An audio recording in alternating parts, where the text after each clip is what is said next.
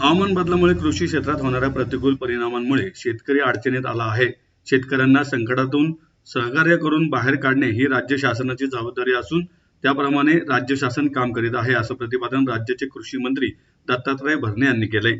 महात्मा फुले कृषी विद्यापीठ राहुरी अंतर्गत अजितदादा पवार देशी गाय संशोधन व प्रशिक्षण केंद्र, पशुसंवर्धन व दुग्धशास्त्र विभाग, कृषी महाविद्यालय येथे शुद्ध देशी गोवंश जतन व संवर्धन दिनानिमित्त आयोजित देशी गोवंश प्रदर्शन व परिसंवाद कार्यक्रमाच्या उद्घाटन प्रसंगी ते बोलत होते.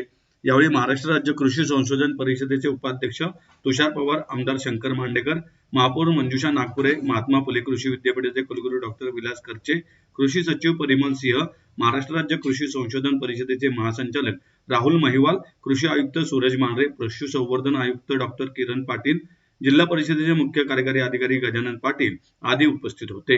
दिवंगत उपमुख्यमंत्री अजित पवार यांना जयंतीनिमित्त अभिवादन करून भरणे म्हणाले, उपमुख्यमंत्री अजित पवार यांना कृषी क्षेत्राविषयी जिव्हाळा होता. शेतकऱ्यांच्या अडीअडचणी जाणून त्या मार्गी लावून त्यांना न्याय देण्याची भूमिका त्यांची होती. त्यांनी देशी गायीचे महत्त्व लक्षात घेता त्यांच्या संवर्धनासाठी देशी गाय संशोधन व प्रशिक्षण केंद्राच्या बळकटीकरणाकरता निधी उपलब्ध करून दिला होता. या केंद्राच्या माध्यमातून शेतीपूरक व्यवसायाला चालना मिळत आहे.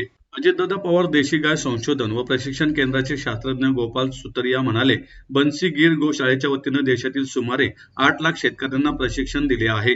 गायीच्या शेणाचे महत्त्व लक्षात घेता विविध संशोधन करून 65 प्रकारच्या पिकाला लाभ झाला आहे. शेतकऱ्यांनी विक्रमी उत्पादन घेतलेले आहे. परिणामी शेतकरी सेंद्रिय शेतीकडे वाटचाल करीत आहे, असंही सुतरिया म्हणाले.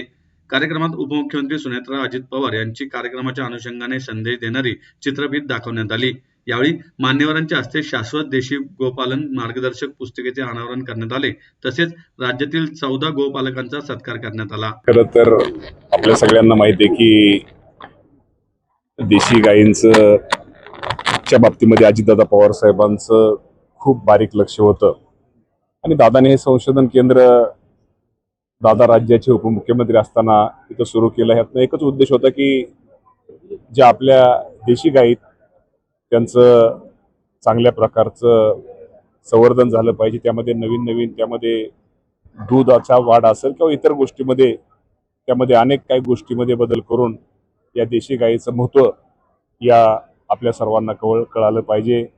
आणि आपल्या सगळ्यांना माहिती आहे की देशी गाई आपल्या सर्वांच्या दृष्टिकोनातून आपल्या जीवनामध्ये त्याचं किती महत्त्व असतं की त्याच्या शेणखतापासून, त्याच्या मूत्रापासून, दुधाच्या बाबतीत इतर दूध आणि देशी गाईचं दूध यामध्ये खूप फरक आहे. लहान बाळांसाठी हे खूप दूध महत्त्वाचं असतं. अशा अनेक गोष्टी आहेत आणि यासाठी दादांनी खूप मोठा पुढाकार घेतला आणि हे केंद्र देशी गायींचं इथं आपल्या इथं पुण्यामध्ये सुरू केलेलं आहे. नुकतंच शासनाने दादांचं नाव या केंद्राला दिलेलं आहे.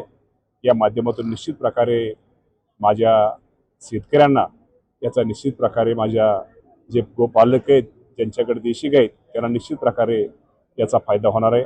आणि या प्रदर्शनाच्या निमित्तानं आज राज्यातून अनेक लोक इथं हजर आहेत आणि त्यामुळे निश्चित त्यांच्या माध्यमातून या गोष्टीचा प्रचार आणि प्रसार होणार आहे. परंतु खरंच आज दादांची आठवण आम्हा सर्वांना आल्याशिवाय राहत नाही. कारण का दादा आज नाही आहेत. आज दादांच्या जयंतीनिमित्त अभिवादन करायसाठी ही वेळ आमच्यावरती कधी येईल असं आम्हाला कधीच वाटलं नव्हतं.